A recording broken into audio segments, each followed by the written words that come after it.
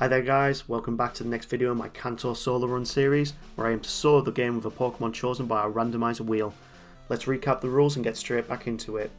First off, the wheel decides which is 3 Pokemon, choose one of the 3 and we do the run with that Pokemon. Secondly, I can only use that Pokemon in battle, but I can catch utility Pokemon for HMs. Third, I can't heal in battle using items, but healing outside of battle is allowed, and moves like Recover and Rest also allowed. Fourth, I can use the Badge Boost glitch, because it's kind of unavoidable in Gen 1. Finally, I can use TMs and HMs. Now let's recap, let's get on with the video. That Magikarp run was brutal. What are we getting this time? First up is Charizard. Yeah, you know what, I could go with that one. What else are we going to get? Let's see what's second. Persian. Oh, I really want to do a Persian run, it is extremely quick. Okay, what have we got last? Kabutops. Yeah, okay, we're going to go with Kabutops. That's a good Pokemon to use.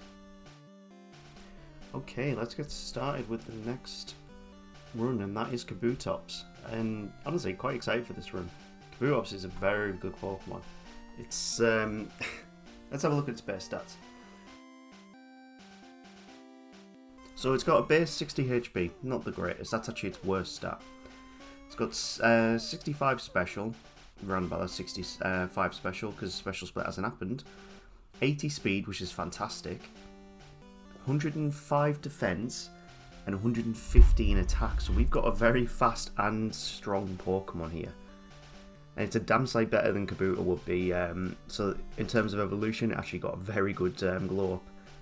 And in this first battle, you'll see that this probably is going to be a very quick run. So we start off with Scratch, Harden, and Absorb. So we've got moves that can attack, we've got moves that can boost our stats, and we've got a move that can heal us, which is fantastic. And just for that move Absorb as well, I reckon we can actually go through this battle without losing. Of course, we only lost 19. We finished on 19 HP. I'm actually going to go straight to Brock here without going against any other mandatory trainers. There's only one in Viridian Forest which is mandatory. And we're just going to go straight for Brock at level 6. So you can see here Absorb. It's a weak move, but considering they don't have much else to go against us, it's a fantastic move for Brock. We're going into the Onix level 7, we are half its level, and I am just going to go for Absorb. We get a critical hit there. He unleashed his energy and we're on 3 HP, so yeah, we probably could have lost this one quite easily. But because of that, we actually win first time against Brock. And our time for this is as good as Gengar, like actually the same as Gengar for this part. So I'm very confident this is going to be a very good run. And considering we've got Absorb, you would think Misty would also be easy, but you'd be wrong. In this battle, I actually don't even get past the Staryu. I go in quite cockily at level 15, and then I realise how much Absorb actually does. And this is because Kabutops' special is not its greatest stat. I actually should have went in this battle going with the likes of Scratch, who probably would have been able to take these down a lot quicker. But yeah, I actually lost this battle. So instead, I actually decided to take a different route with this run. We're going to go and beat the rival here. And then after that, we're going to head down to Vermilion and go to the SSM without beating Misty. What I'm actually going to do when I get to Vermilion and do the SSM, once I've got the bike voucher, I'm going to come back to Cerulean, beat Misty, and then head off towards Rock Tunnel. I'm going to miss out Surge completely because we do have a type disadvantage with him. Rock is not resistant to electric, it's ground type that is. So when you see the likes of Onix and that, they're rock ground, so they actually manage to get past Surge without a little problem. They don't have to take a Thunderbolt. But we're water rock, so it's a super effective hit. And our special isn't our greatest stat, so it doesn't actually matter if you do beat Surge in Vermilion. You can go back later once you've opened up Saffron. And from there, we can actually, it strangely cuts off a little bit of time for us in this run. Anyway, I've talked enough about the route that we're going to go next. We've beaten the rival. We can go do Nugget Bridge, get a few more levels, and then we'll head off to Vermilion to go to the SSN. Because we won't cut. It's going to be Well, we're not actually going to use it on Kabutops. We're just going to use it to get further in the game. So let's have a talk about like the moves that we can learn via level up. We start off with 3 moves at the start, but we actually don't learn another move until level 39, which is Slash. If we didn't have Absorb, we would learn that level 34, but we start off with that so we don't actually need it. So the first level up move we're going to get is going to be level 39. And you can see we actually learn Body Slam, my OG move for these runs. It is fantastic. And because of that, we can sweep through the opponent's team here. And let's have another talk about like the other moves we can get. So the main move that I am wanting to get as quick as possible is going to be Sword Stance, which you get once you've opened up Saffron. I think it's in Silphcore. We get Body Slam, we get Bubble Beam, we get Ice Beam, Blizzard, Submission, Mimic. We get a lot of good moves. We even could get Surf and teach it like the Water Stab move. And that would mean I don't even need to pick up Lapras. I could just teach Strength to Sandshrew, and we only need 2 HM Pokemon for this run after that.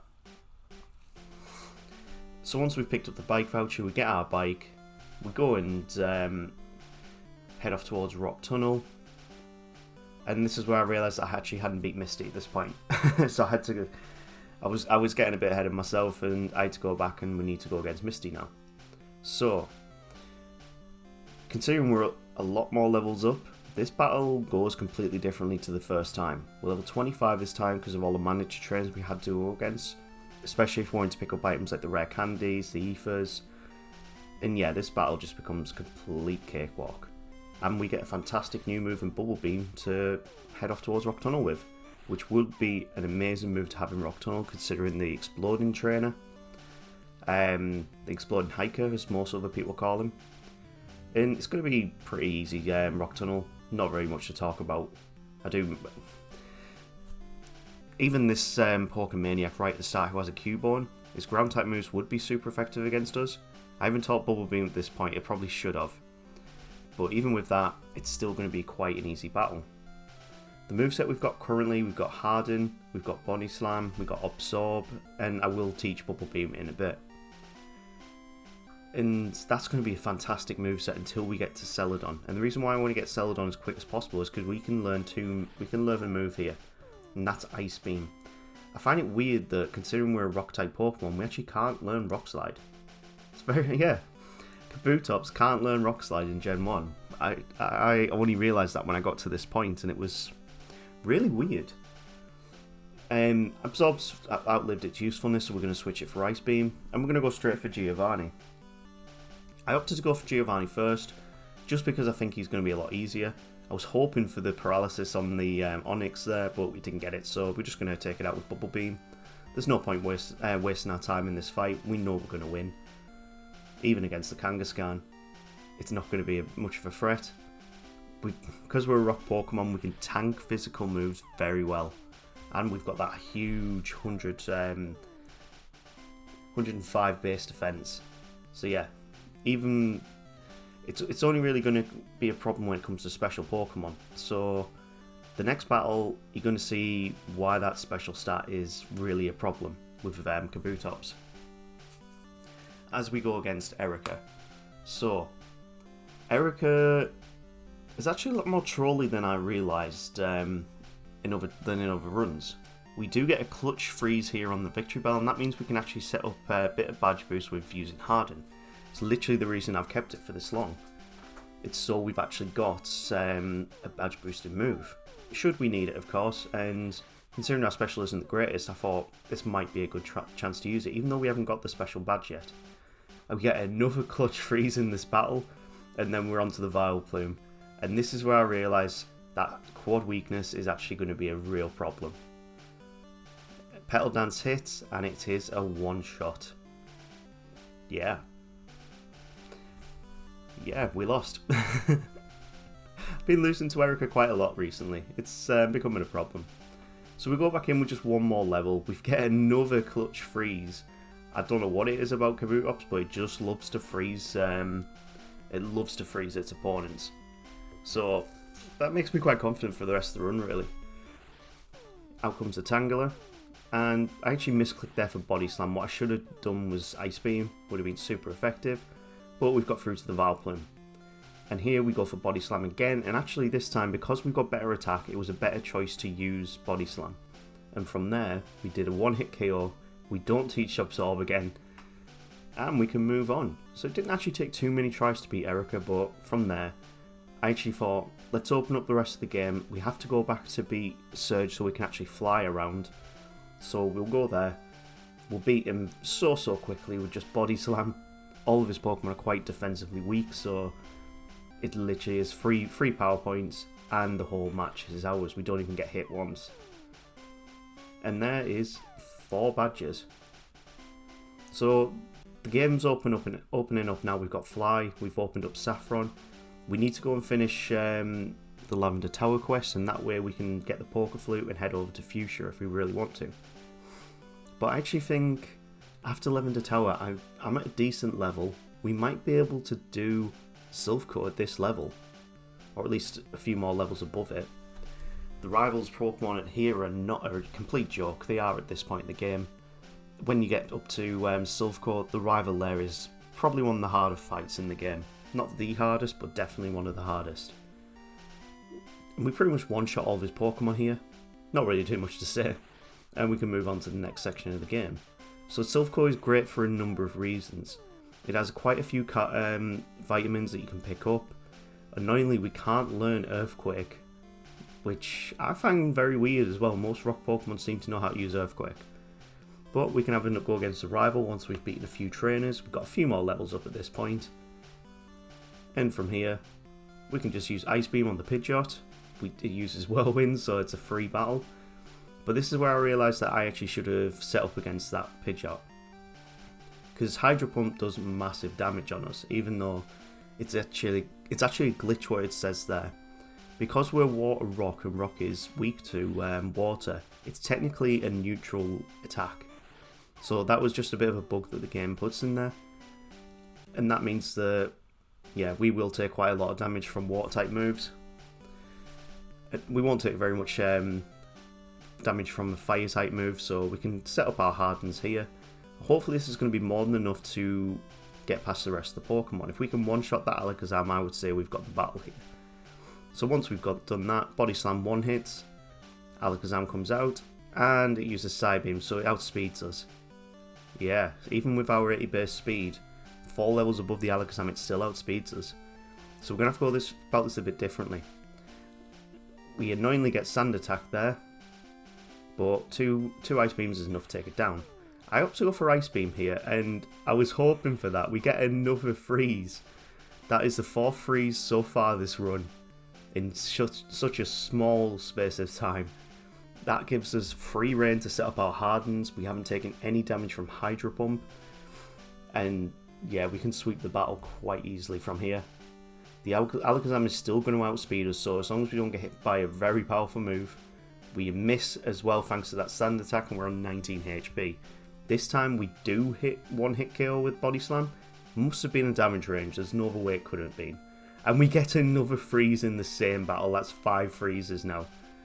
And if we hadn't have got that freeze, we probably would have lost against the Venusaur. So this is a very lucky Kabutops. And we can move on to Giovanni now. Let's finish off Silph Core. He is not going to be a problem whatsoever. Even in the later fight against him, he is not going to be a problem. But we didn't even need to set up Body Slam. It takes it out.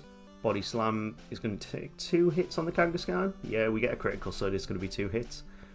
Rhyhorn comes out. We still have Bubble Beam and Ice Beam, so we're going to use Ice Beam here. It's more powerful. Nidoqueen comes out. Ice Beam's the better play. And it's going to take 2 hits. So, a very, very easy battle, really. We didn't take any damage there. And that means we've got a few more gym leads to do before we actually head off to the Elite Four. But even at this stage, I'm feeling very confident about this run. We are smashing through the opponents so quickly. We're just going to go for it against Koga. I'm going to set up 1 or 2 Hardens. Considering our defense is one of our best stats, I think it's going to be worth me getting Swords Dance sooner rather than later, so we can actually start like one-shotting things a lot quicker. We do get poisoned against the Coffin, which isn't good, but it's not taking off too much damage. So now we've set up a few badge boosts. Body Slam's going to do a lot more damage. We get a critical hit there, so I don't actually know if we would have taken out in 1. Next up is the second coffin. It confuses me why he has 2 coffins, but in Pokemon Yellow he actually has 3 Venonats and a Venomoth. Why do you need 3 Venonats? That's very weird. The Weezing, if it goes for self-destruct, actually wouldn't be the worst thing in the world. Our defense is so good, I don't think it would even take off about 20 HP. So we beat Koga very comfortably, even while we were poisoned. And we can move off to the next gym leader, which I opted to go for Sabrina. And even she's not going to be that much of a problem, really. We don't have the greatest special, but we now have equipped its Sword Stance, we've got Surf, we've got a very powerful moveset here. So, setting up at least 2 of... If we can set up all of our Sword Stances, the Mr. Mime complies, Badge Boost is played into effect so we don't take too much from the special attack. And we move on to level 44. Venomoth's going to go down to a Body Slam. And we're now outspeeding everything, so no, we don't outspeed the Alakazam even with Badge Boost. But because of the Sword Stances, it's a one-hit KO with Body Slam. And we've only got 2 gym leaders left now. We've got to go against Blaine, and we've got to go against Giovanni again. Considering Blaine is a Fire-type gym leader, we're going to sweep through this very, very quickly. Honestly, I don't even know if it's worth setting up Badge Boosting in this battle. Should I? Nah, we're just going to go for Surf. One-hit KO. Ponyta comes out. We'll set up a Sword Stance or 2 on the Ponyta. It doesn't have Fire Spin, so it's better to set up here. Can't do too much damage with us. Surf's going to take it out in 1. I'm really wanting to take out the Rapidash in 1, because if I get put into Fire Spin and trap, that's going to be very, very, very annoying. But we take it out in 1, and Arcanine as well becomes a 2-hit KO. Even with all the Badge Boosts and a Stab move, doesn't take it out. And weirdly enough, at level 46, we can learn Leah. Yeah, I think it's a very weird level to learn Leah. But we've beaten Blaine, we move on Giovanni, and we are not too far away from the end of the game. We have got to Giovanni so quickly. There's only a few other Pokemon I've done runs with so far that have managed to get to this part of the game under 3 hours. And Kabutops actually is one of them. I won't tell you the end time right now, you'll see that right at the end. But yeah, at this point in the game, we have actually got here extremely quickly. Almost Gengar level. And yeah, Gengar and Zapdos level, that's the benchmark we've got here. This is how good this run is doing. Once we set up a few Sword Stances, Body Slam is going to do massive damage to everything. Surf is going to be a one-hit KO on the Rhydon as well. To be fair, it doesn't have great special, so even though we haven't got the greatest special ourselves, it's still going to do a lot of damage. And there we go, there's the 8 gym leaders at Kanto beaten, and we can move on to the rival. This is the final challenge for the Elite Four, and you will be surprised considering how much I struggled against him at Silphco. We are going to do fantastic here. Because the Pidgeot doesn't have a great move, its AI recognises that Psychic type move would be the best move to make. So that's all it does, it uses agility, and that lets us completely set up our Sword Stances and completely sweep his team. Even the Gyarados here is not going to be a problem. Body Slam is a one-hit KO. The Growlithe's going to be a one-hit KO with Surf. Do we even outspeed the Alakazam? We do. After all those badge boosts, we actually outspeed it. Venusaur comes out, and 1 Body Slam is more than enough to take it out. You might have seen there when I leveled up that speed is actually one of my worst stats really right now. And that's because we were decently speedy. So when it came to the vitamins, I actually decided, you know what, let's put everything into special. We've got Sword Stance to increase our attack, but our special is what we're going to need. We annoyingly get a critical hit there, so it's not a one-hit KO. And we've got full Sword Stance going into the Cloyster. Because of its defense, 1 Body Slam boosted is not going to be enough to take it out. And annoyingly we get put into Clamp, so we have lost quite a bit of HP here. And then we level up, so when you level up you actually lose your badge boosts for all your other stats. But considering we set up Sword Stance, the attacks increase stays. It means we can get through these Pokemon quite quickly, and then the Lapras comes out, and we don't one-shot it. Yeah. So I'm going to have to manipulate my experience points so I don't level up in this battle. So we took the loss, and we went straight back into the fight. Once we've used one Body Slam, Dugong will use Rest, and that gives us a chance to set up our Sword Stances. And then we can sweep.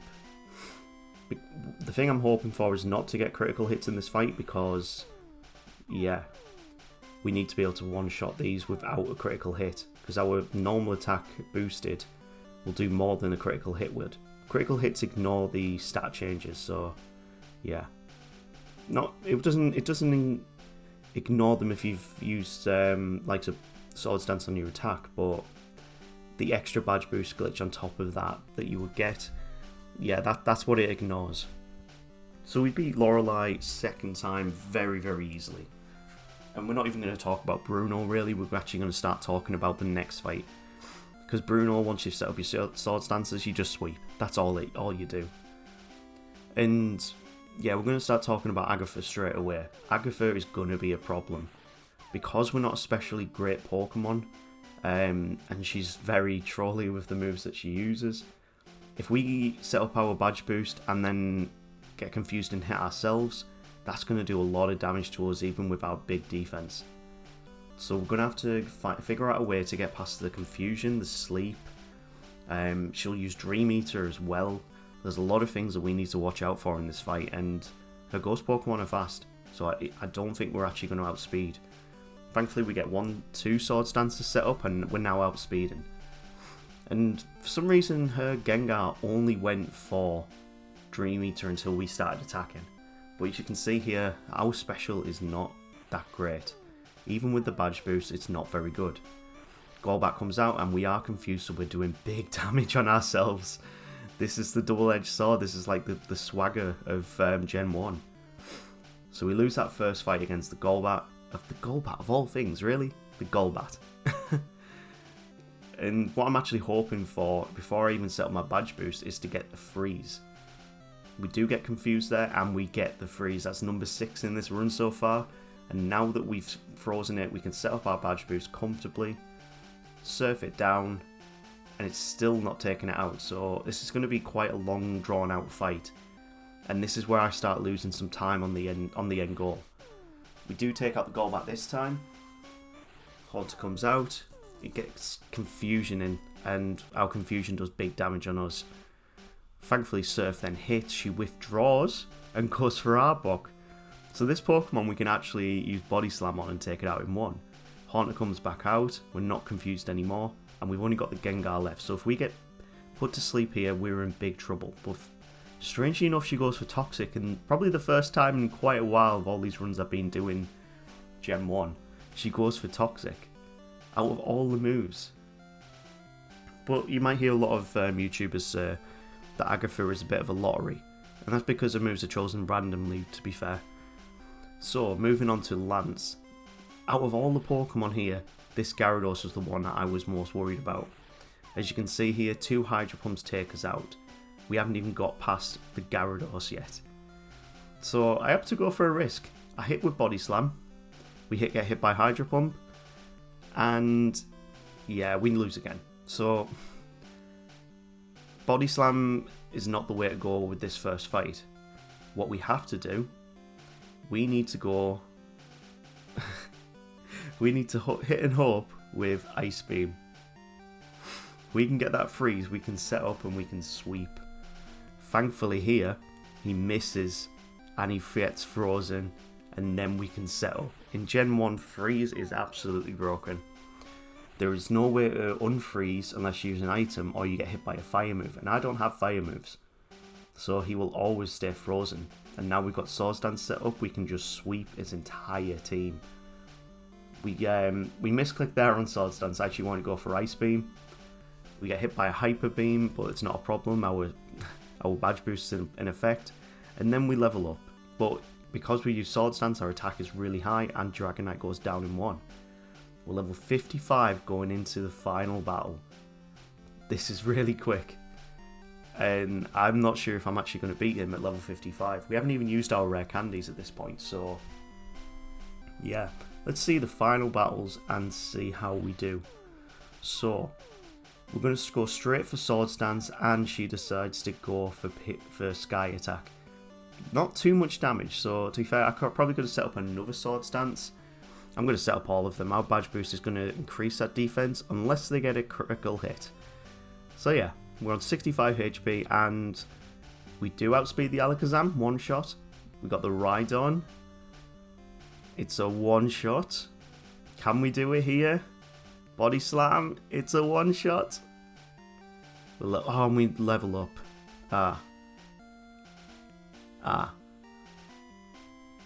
Oh no, we leveled up. I don't know if I'm going to be able to beat the Venusaur now. Come on. Critical. No, no, no, no, no. Oh, if we hadn't have crit there, we might have won. Oh, this is when having high speed in Gen 1 also doesn't work with the badge boost glitch. So, you know what? I actually opted to just try straight again. We are going to level up in the battle, but I am going to save one Sword Stance for after we level up. We still outspeed the Alakazam at this level with the badge boosts. Rhydon is going to be an easy fight.